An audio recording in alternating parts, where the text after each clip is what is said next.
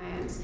Big American cities, I think, are doing a lot on paper to incentivize and support small businesses. We've heard of some great programs today that I think are a good start. But even in the most supportive cities, there are forces keeping us from reaching our full potential. Late contract starts and delayed payments, which wouldn't be a big deal for a bigger firm, can be devastating for smaller ones. It means we can't pay our vendors or employees, or that we do pay and then personally do not take a paycheck for months or years at a time.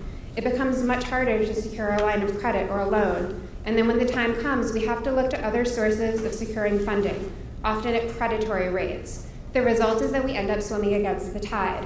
As the CEO of my company, and as an economic development professional, I find this infuriating. And this is something that's impacted me time and time again as I've worked to grow my firm.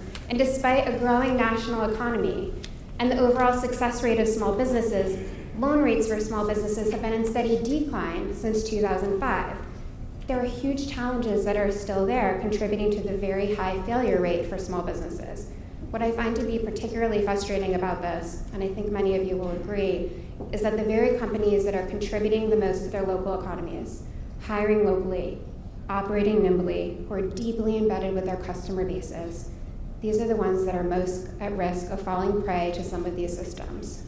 We should be celebrating and supporting these business owners, not making it harder for them to survive, and by extension, harder for their communities to build local wealth. Even though our urban economies are booming, there's a reason that there is still significant disparity in wages and wealth for women and people of color.